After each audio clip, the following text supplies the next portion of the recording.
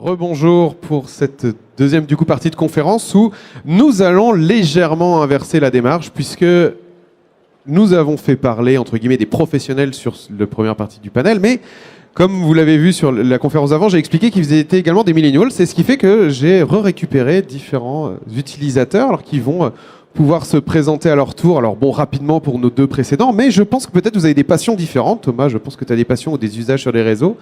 Voilà, l'intérêt, ça va être de pouvoir leur poser un peu des questions sur leurs usages. Et j'ai récupéré quelqu'un dans le public, par le plus grand des hasards. Et alors, je ne vais pas te demander tout de suite... Oh si, je vais commencer tout de suite par te demander de te présenter.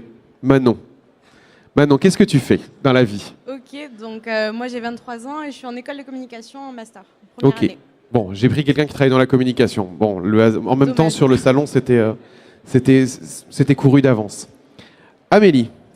Amélie, 25 ans, chargée social marketing pour la marque Bisbee, passionnée de mode et de déco. Ah, passionnée de déco, je sens qu'on va apprendre plein de choses sur tes usages.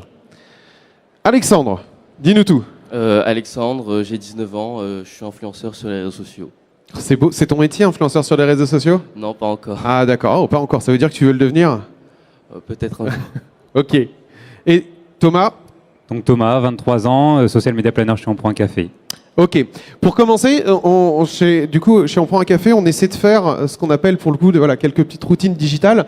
Et on s'est intéressé à un utilisateur qui s'appelle Tanguy, qui est réel, qui est venu chez nous. On a essayé de retracer son usage sur les réseaux et je vais commencer ni plus loin que cette intervention par une petite vidéo qu'on a fait de lui où on lui pose quelques questions sur son usage sur les réseaux et de ce qu'il aime et de ce qu'il n'aime pas. Et je vais poser après exactement les mêmes questions, entre guillemets, à notre panel pour un petit peu mieux les comprendre.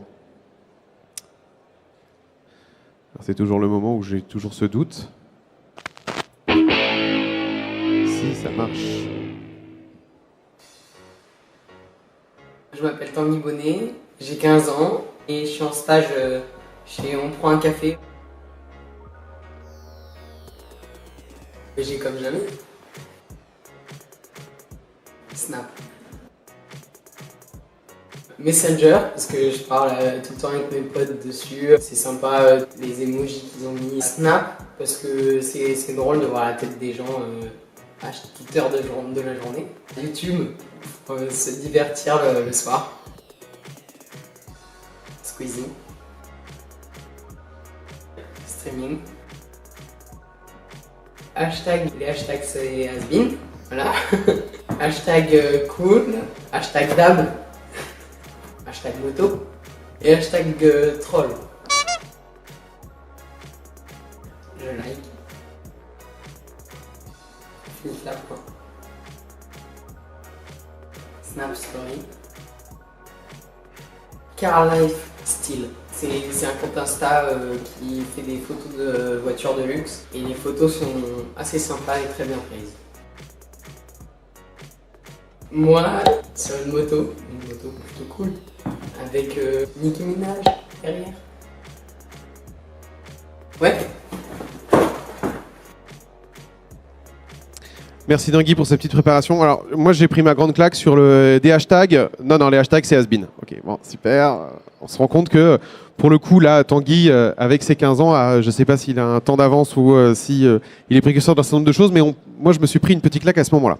Alors, j'ai quelques questions, finalement, pour chacune des personnes. Alors, de vous présenter, non, mais je vais essayer de comprendre quels sont les réseaux que vous utilisez le plus aujourd'hui, réellement dans votre quotidien. Je dis bien, on oublie complètement votre casquette professionnelle, c'est dans mon quotidien, j'adore tel réseau pour telle raison et c'est celui que je fais le plus. Thomas. Moi, je pense que c'est Instagram, parce que j'aime bien prendre de la photo. J'aime aussi beaucoup Twitter, en fait, contrairement à ce que tu disais tout à l'heure, parce que je trouve que sur Twitter, c'est un peu, même si c'est vrai qu'il n'y a pas énormément de grand monde, c'est avant-gardiste. Ce qu'on retrouve sur Facebook, et en fait, je l'avais déjà vu sur Twitter. C'est pour ça que j'aime beaucoup et je rigole beaucoup sur Twitter aussi.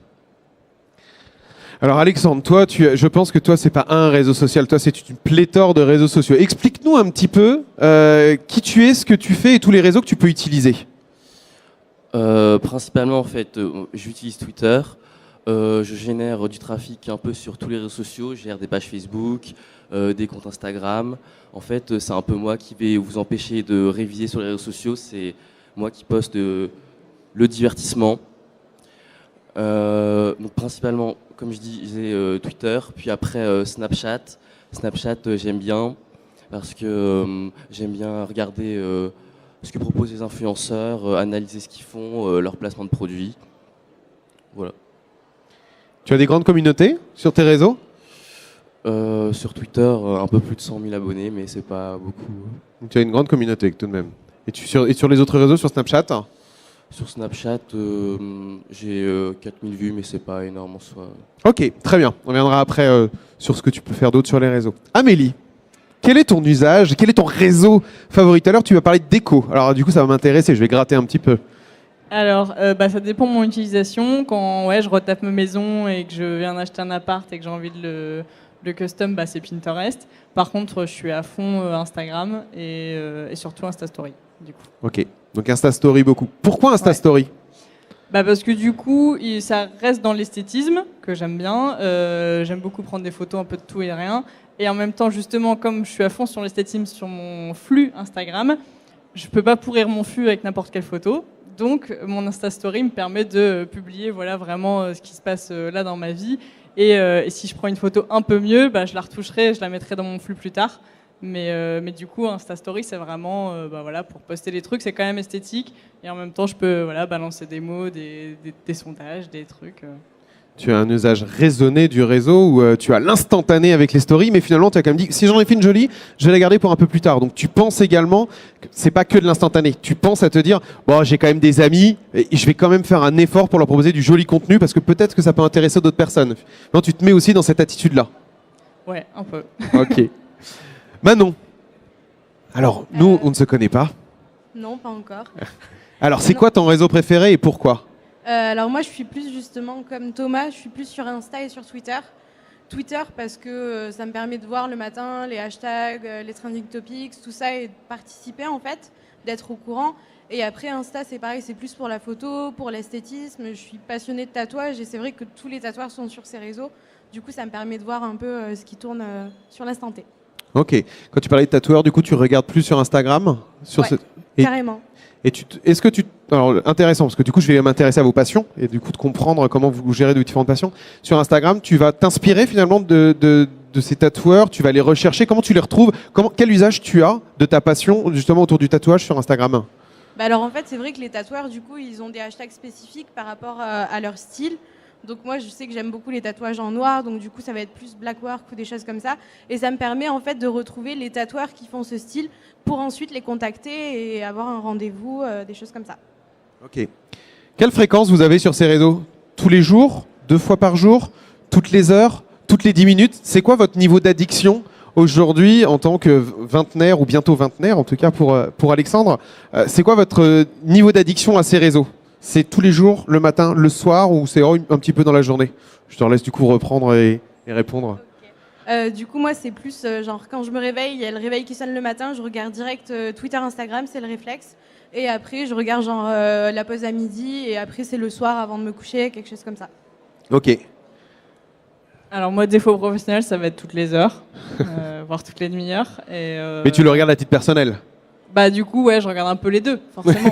Et si d'un coup, je tombe sur une photo sur Instagram avec des baskets qui me plaisent, il se peut que j'aille les acheter. Très bien. Du coup, c'est difficile de faire ce métier parce que C'est horrible. t'es tenté et sollicité tout le temps. 8 achats sur 10 chez moi, je les ai vus sur Instagram. Très bien. Personnellement, je suis à une dizaine d'heures par jour. Toi, t'as un niveau supérieur quand même. Donc toi, t'es un très connecté. Voilà, je suis très connecté dès que je me réveille, quand je mange, quand je dors, tout le temps. T'as un téléphone, 2 téléphones, 3 téléphones? J'ai 2 téléphones. Ah oui. Donc t'es très très connecté. Bon, je pense que là, on a le spécimen d'ultra connexion en tout cas, mais c'est intéressant. Est-ce que autour de toi, dans tes amis, t'as des gens qui ont cette même démarche de connexion sur les réseaux ou de beaucoup de présence, beaucoup de publications et beaucoup de connexion?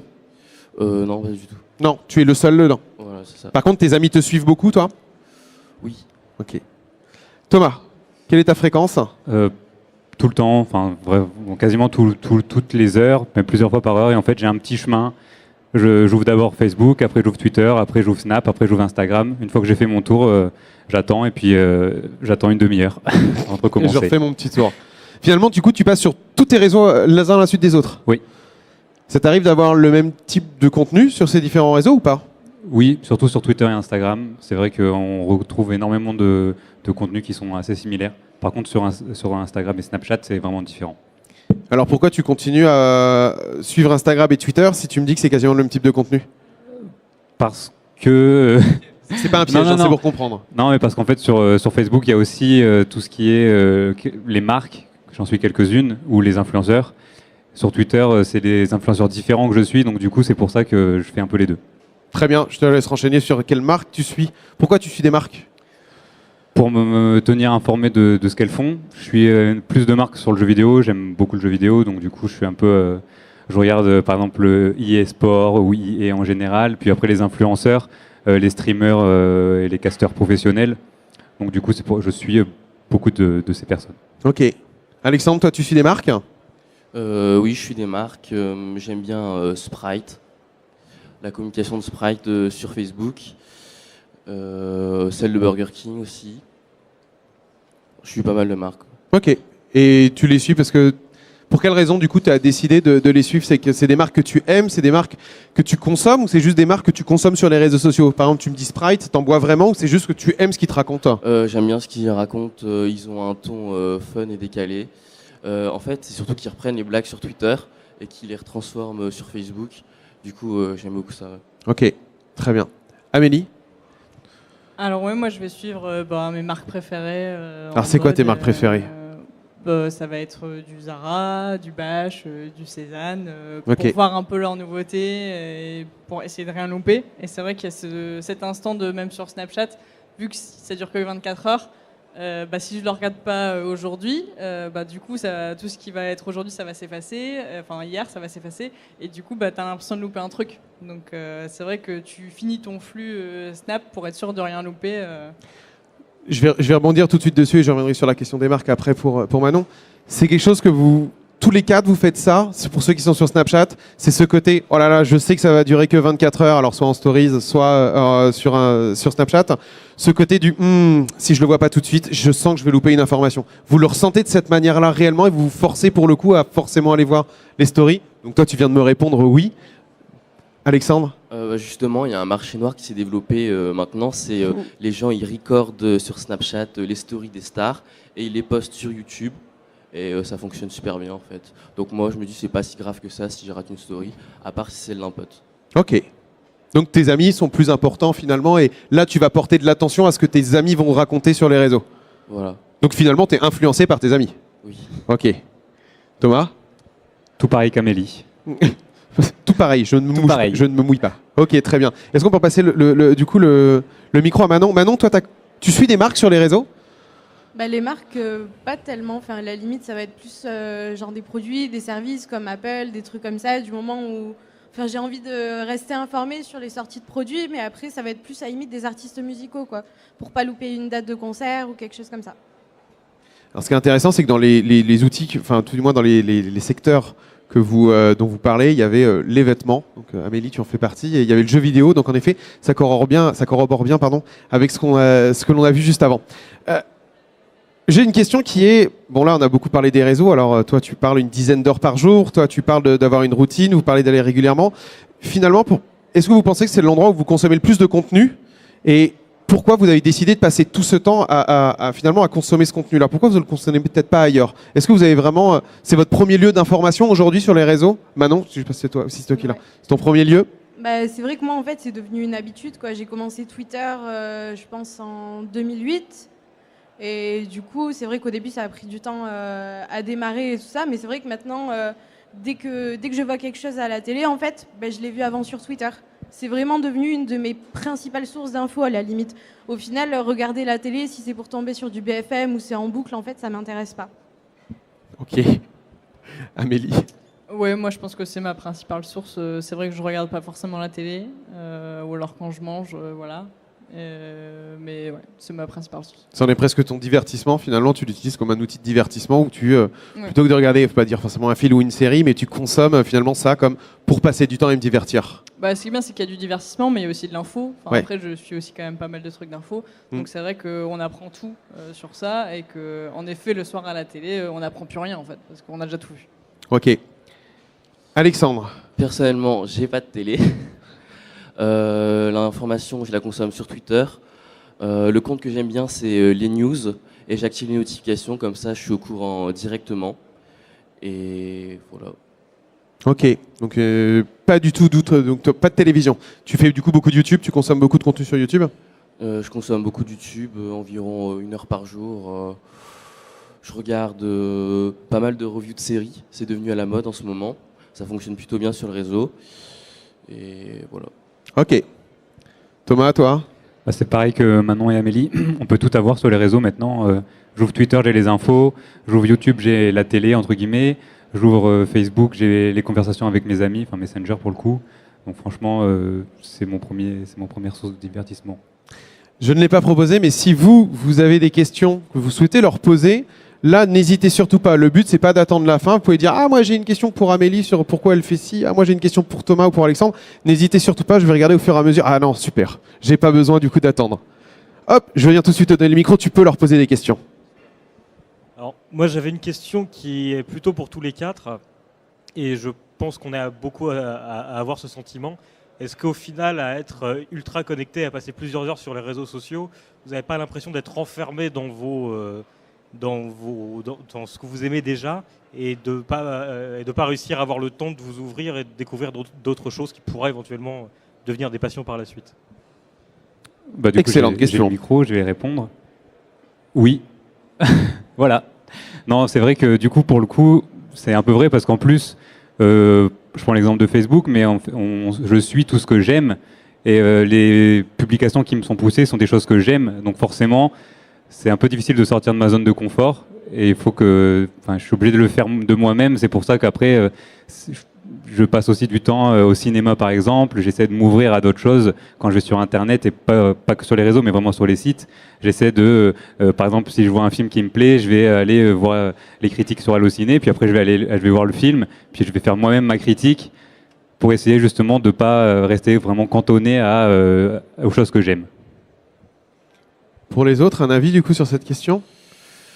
Oui, si, on reste enfermé du coup, mais de temps en temps, je fais des pauses.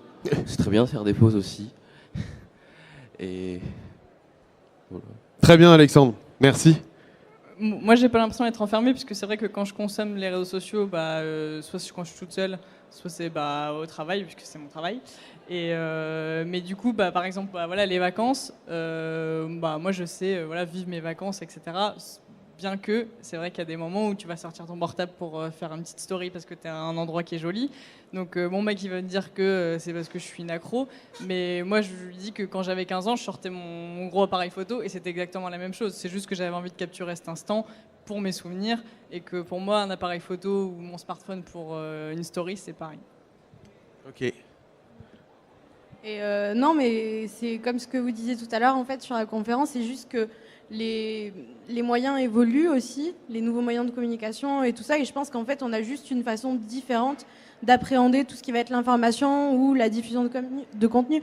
Comme vous disiez, en fait, avant, on prenait des photos avec un appareil photo normal. En fait, nous, maintenant, on a tout sur les smartphones, donc c'est juste qu'on fait différemment, qu'on est adapté, en fait, un peu plus à ce monde.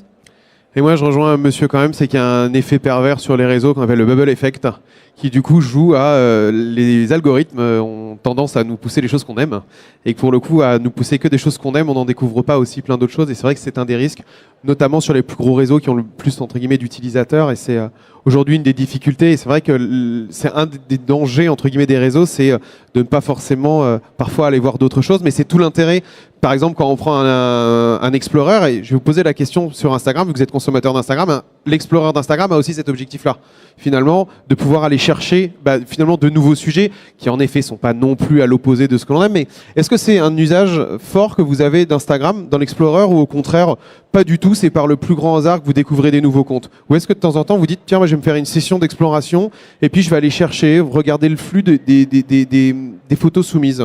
Est-ce que c'est un usage?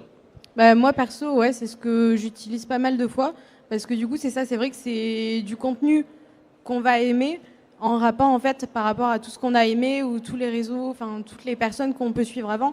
C'est juste que c'est des choses qu'on ne connaît pas mais du même domaine. Qu'est-ce qui te fait cliquer sur une photo? Pardon? Qu'est-ce qui te fait cliquer sur une photo dans cet Explorer? L'esthétisme. Ok. C'est vraiment, après ça sert à ça Instagram aussi quoi. Très bien. Alors moi, j'utilise pas du tout Explorer pour le coup. D'accord. Le seul moyen de découvrir d'autres comptes, ça va être quand je suis une personne, on me recommande d'autres, forcément dans le même style, et du coup, je vais checker les 3, 4, 5 autres, mais j'utilise pas Explorer. D'accord. Donc tu fais une découverte et une évolution finalement de ton réseau par compte, pas par type de contenu. Ouais. Ok. Moi, j'ai utilisé la géolocalisation sur Instagram, c'est-à-dire que j'aime bien regarder souvent sur l'île ce qui se passe. Et voilà. Ok. Donc toi, beaucoup plus par le lieu plutôt que par le sujet en lui-même. Oui. Ouais. Thomas? Moi, pour le coup, c'est un peu aussi comme Amélie, avec quand je m'abonne à quelqu'un, j'ai des recommandations. Et sinon aussi, c'est par le hashtag. Par exemple, quand je publie une photo, j'essaye de mettre un ou deux hashtags qui vont correspondre. Et ensuite, je vais voir ce qui se passe sur le même hashtag. Et s'il y a des photos qui me plaisent, je vais regarder, mais ça ne veut pas forcément dire que je vais m'abonner à un compte. Est-ce que vous avez plusieurs comptes? Puisqu'on l'a vu sur Instagram ou sur certains réseaux, il y a une grande tendance sur Facebook où à un moment on avait plusieurs comptes, mon pro, mon perso, mon caché, mon pas caché. Est-ce qu'aujourd'hui vous avez un seul compte ou vous vous rendez compte que vous avez plusieurs comptes que vous animez? Alors pour x, y raison, mais est-ce que vous avez plusieurs comptes? Thomas? Moi, j'ai qu'un compte perso à chaque fois pour tous les réseaux. D'accord. J'ai 2 comptes, j'en ai un sur Facebook professionnel et un personnel. Et c'est pareil pour Twitter. Ok. Alors moi, j'ai un seul compte un peu partout, sauf Facebook, j'ai 2 comptes. Je peux avoir mon compte Amélie Machado super pro, si un recruteur vient, il n'y a rien de ma vie. Et un autre que je cacherai, qui est vraiment que voilà, perso. Ton véritable usage social finalement. Ouais. Non, moi juste un seul compte pour tout.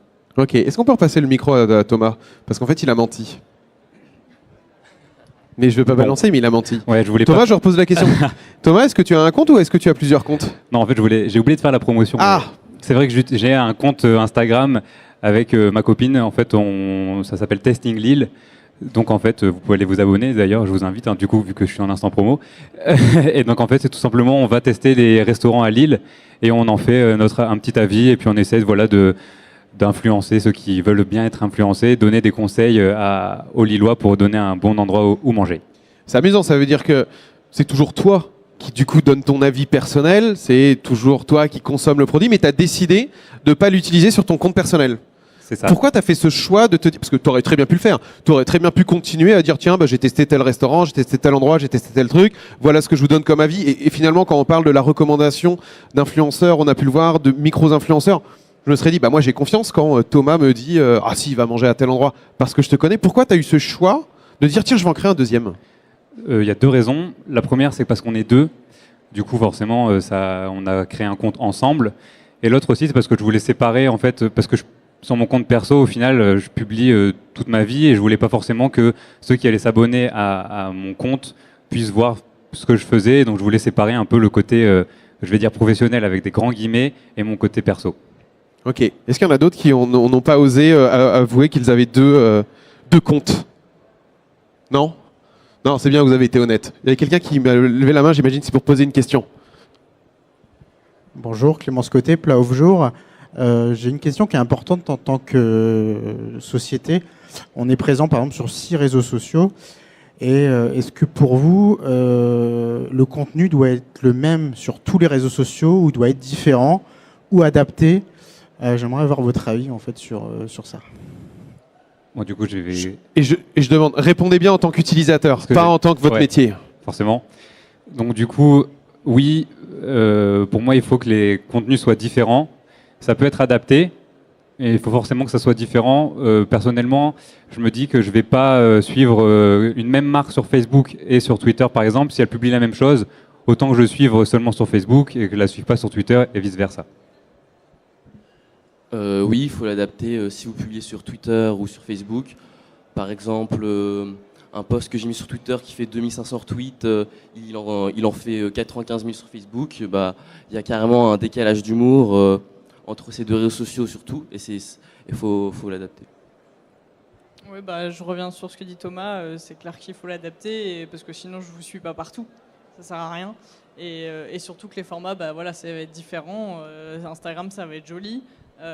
Facebook, on peut l'être un peu moins, et Snapchat, carrément, on peut prendre une photo de nous comme ça, on s'en fout. Dans 24 heures, c'est fini.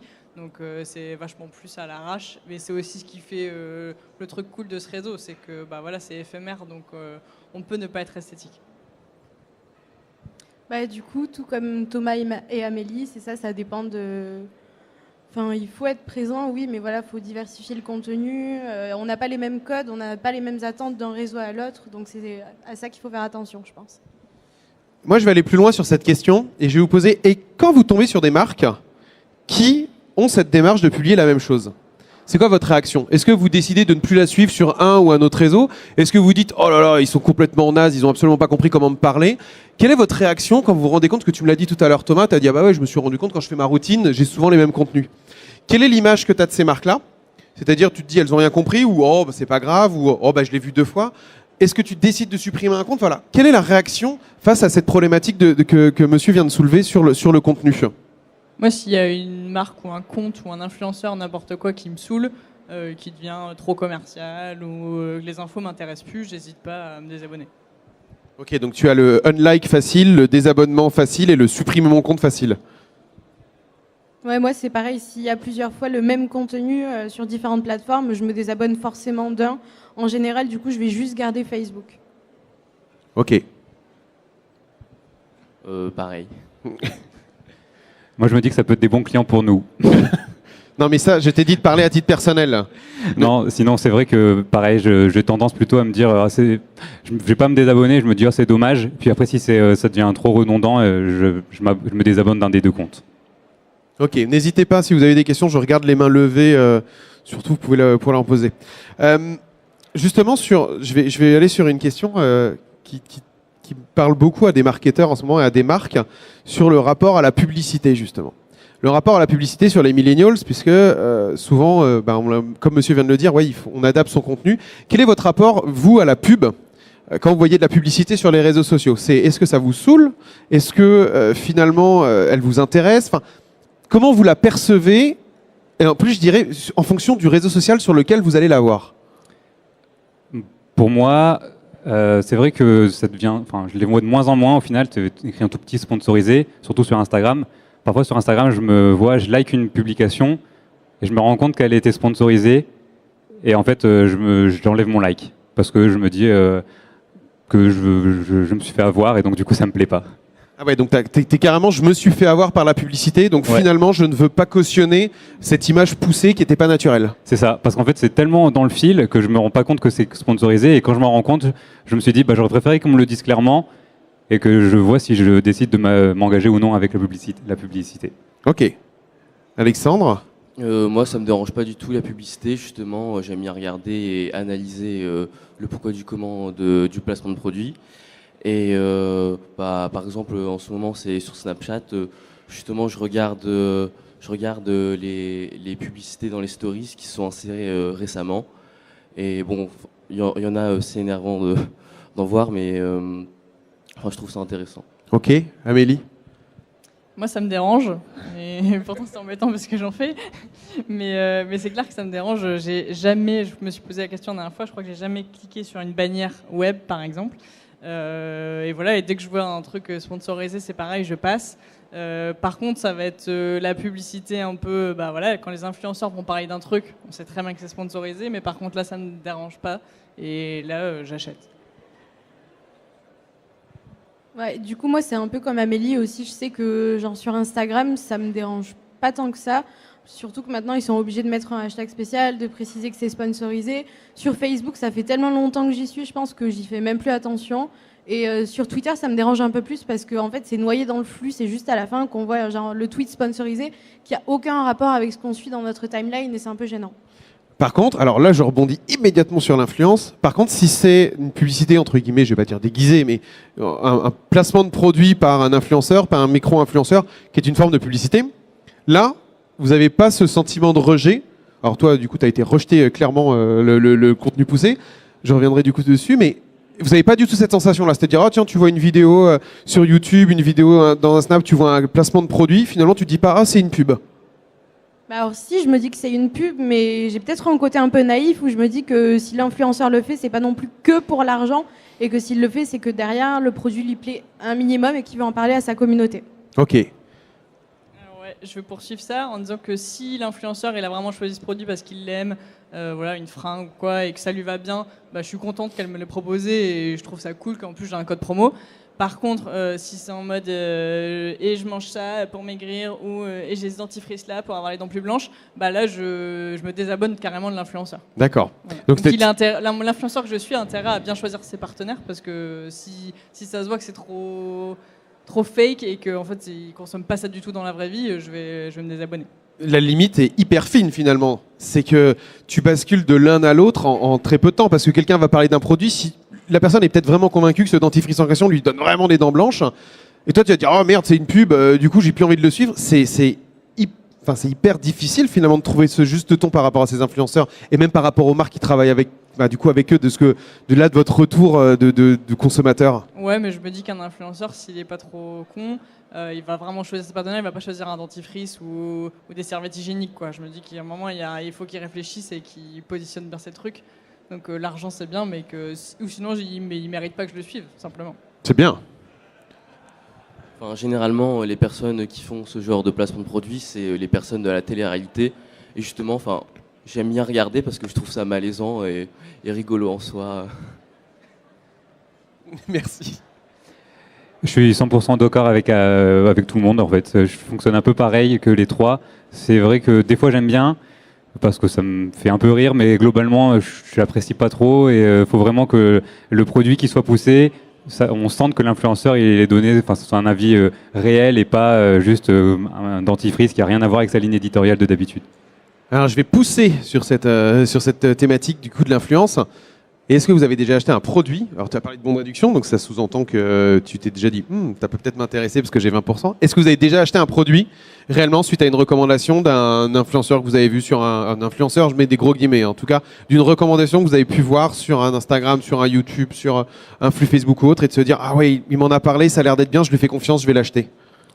Moi un produit non, par contre du coup un resto. Pour le coup, je sais pas si c'était sponsorisé ou non parce que c'était pas encore affiché clairement, mais ça m'est déjà arrivé d'aller à un resto qui a été poussé par un influenceur. Un influenceur, non, mais mes amis, oui. Ok.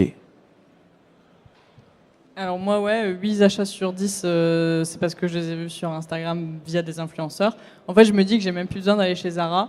Je suis les nanas qui vont chez Zara et s'il y a un truc qui est cool, elles vont le mettre et dans ce cas là je me dis ah ouais ok c'est vrai il y a un truc, il y a un haut qui est sympa, j'ai plus besoin d'aller tous les 2 semaines chez Zara comme avant, elles vont forcément le montrer donc s'il y a un truc qui me plaît j'y vais à ce moment là. Tu le commandes en ligne ou tu vas en magasin?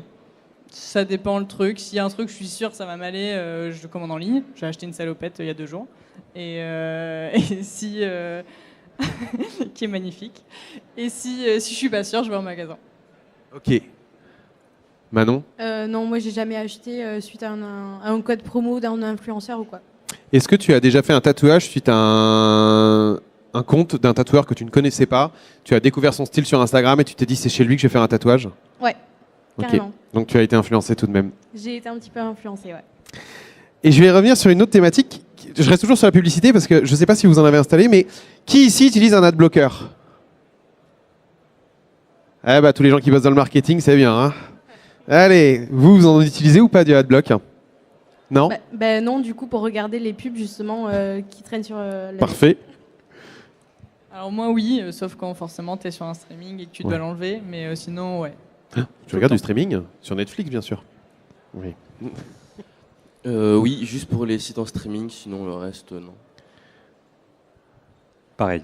Et finalement, pourquoi? C'est que vous considérez que la pub est nulle parce qu'elle n'est pas bien segmentée, parce qu'elle vous saoule, parce qu'il y en a trop. Enfin, pourquoi finalement, alors que la publicité à la base, elle a quand même pour objectif de vous faire découvrir des nouveaux produits, elle a pour objectif de vous faire découvrir des nouvelles marques. En fait, elle est à la base là pour vous rendre un service. C'est quand même le principe aussi de faire découvrir des choses. Vous le percevez pas comme ça et vous décidez de mettre cet adblocker. Mais finalement, pourquoi? C'est parce que, j'aime bien, c'est pas le bon ciblage, pas le bon message, pas le bon endroit. Pourquoi vous avez décidé de mettre des adblocks pour tout couper? Moi, c'est surtout les pubs qui pop. À chaque fois qu'on va sur un site, des fois, on a une pub qui pop. Et je suis désolé pour toutes celles que j'ai bloquées du coup, mais rien que ces pubs-là, elles m'ont tellement énervé que du coup, j'ai décidé de toutes les enlever. Ok, donc c'était trop intrusif et finalement, tu ne voyais pas l'intérêt. C'est ça. Surtout pour les sites en streaming, dès qu'on clique sur la vidéo, il y a 3 pop-up qui s'ouvrent. Donc forcément, voilà. En fait, c'est ça. Le développement des adblocks, c'est lié au streaming. Merci. Moi, c'est un, parce que quand j'ai envie de consommer ma vidéo YouTube, par exemple, je veux la consommer tout de suite et pas attendre 60 secondes. Et 2, parce que je trouve que c'est mal ciblé. Quand je veux regarder mon replay de Koh-Lanta et que j'ai le présentateur de Koh-Lanta qui me parle de sa presse busy, moi, ça m'intéresse pas du tout. Et surtout que ça bug et que ça revient 3 fois. Ouais, c'est mal ciblé. Bah, du coup, moi, j'ai pas de blog, donc. Pardon, excuse-moi, il m'a parlé, il m'a perturbé. Non, mais du coup, moi, j'ai pas de blog. Oui, du coup, tu n'as pas le blog, c'est vrai. Tu veux rajouter quelque chose, Thomas? Oui, bah voilà, c'est pour ça que tu m'as perturbé. En fait, je regarde de temps en temps la télé et quand je vais au ciné aussi, en fait, je me rends compte que de plus en plus de publicités, j'aime les regarder. Elles me font. Je pense à la dernière publicité de Volvo. Je ne sais pas si vous l'avez vu avec l'histoire de la voiture s'arrête avec la petite fille. Je ne sais pas si ça vous parle. Et en fait, il y a aussi la publicité de Leroy Merlin où on voit la maison qui se construit. Et en fait, de plus en plus de publicités, non pas celles que j'ai sur les sites qui sont des pop-up ou qui n'y a pas d'histoire, mais par contre celles où il y a une réelle histoire, elles me plaisent de plus en plus. Donc finalement, tu es en train de dire que quand la publicité, elle te donne un peu de sens sur le produit, mais qu'elle ne met pas le produit purement marketing en avant, toi, ça te touche un petit peu plus. C'est ça. Ok. Est-ce qu'il y en a qui ont encore des questions pour ce panel? Ah, c'est super. Monsieur a plein de questions.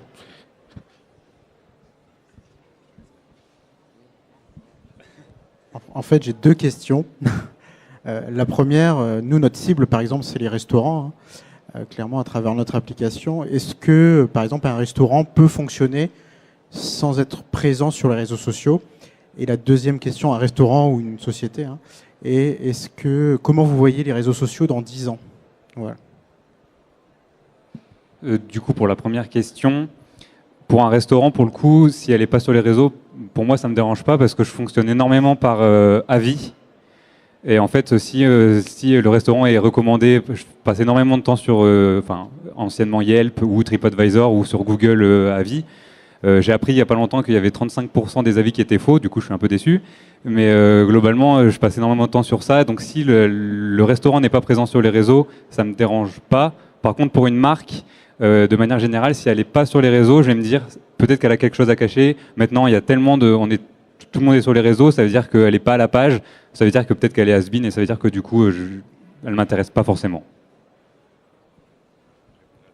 Un avis dessus? Je repasserai sur les 10 ans après. Exactement, je vais clore avec cette question. Non, pour le restaurant, c'est pas grave en soi. Toi, ça ne te choque pas si tu ne vois pas une marque sur les réseaux? Tu te dis pas, oh, c'est bizarre, pourquoi elle n'est pas dessus? Elle est à l'ouest, est-ce qu'elle est vraie? Non, ça t'influence pas. Ok. Amélie, toi, est-ce que du coup, tu te poses des questions? Alors, restaurant, en effet, là, par rapport à monsieur, mais même au sens large, si elle n'est pas présente, si elle n'a pas beaucoup d'activités, est-ce que c'est en effet des éléments qui vont te dire, j'ai un doute?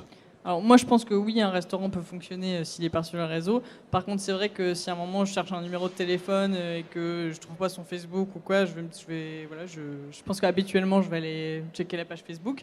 Donc on sait que Facebook dans la barre de recherche ça va bientôt, c'est presque comme Google ou YouTube.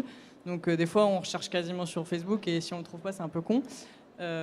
Mais après, je trouve qu'il y a quand même pas mal d'opportunités manquées à pas être sur les réseaux parce que je connais plein de restos sur lesquels j'ai été il y a pas longtemps et c'est parce que ils étaient fun sur Instagram ou sur Facebook où j'en ai entendu parler parce qu'on a partagé, etc.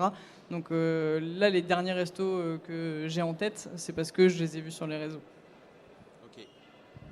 Ouais, bah, du coup, moi, pareil, c'est vrai qu'en resto, ça doit pas forcément être obligatoirement sur Facebook ou quoi, mais c'est toujours un petit plus, surtout dans ce secteur où on peut faire quand même des publications un peu fun, un peu sympa.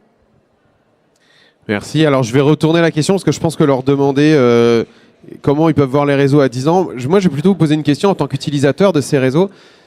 Ça va plutôt être comment vous imaginez ou qu'est-ce que vous en attendez aujourd'hui réellement, ou comment vous dites ah ça c'est chiant, je préférerais que ce soit comme ça, ou finalement essayez de vous projeter en vous disant je prends l'exemple, Snapchat n'existait pas il y a quelques années, c'est arrivé, on s'était pas posé cette question. Est-ce qu'aujourd'hui vous dites il y a une utopie ou peut-être un service qui n'existe pas, mais vraiment autour du social, vous dites ah j'aimerais bien que ça soit comme ça, mais en mieux pour telle raison. Je prends l'exemple d'Instagram, c'était très bien Instagram, quand les stories sont arrivées, c'était ah ouais c'est encore en mieux parce que finalement je suis pas obligé de toujours avoir des photos nickel. Est-ce que finalement quel est l'usage que vous attendez ou que vous sentez en tout cas en vous de j'aimerais bien qu'il se développe de telle manière et j'aimerais bien avoir ça comme type de réseau? C'est un peu compliqué. C'était le plus simple que dans 10 ans. Tu as une vision pour dans 10 ans? Des fois, moi, je me dis que je trouve que des fois, il y a trop de réseaux. En plus, je vous parlais de ma routine de faire tous les réseaux. Et en fait, des fois, je me dis que j'aimerais bien qu'il y en ait un ou deux. Et comme ça, j'aurais plus qu'à faire, j'aurais un réseau à ouvrir et puis j'aurais tout ce que je veux. Et voilà. Alors toi, c'est à l'inverse de plein d'autres pays, notamment en Asie, où pour le coup, on a multiplié le nombre de réseaux. Toi, c'est oh non, si on peut simplifier, en avoir un ou deux, ça serait bien. C'est ça. Ok. C'est très compliqué comme question.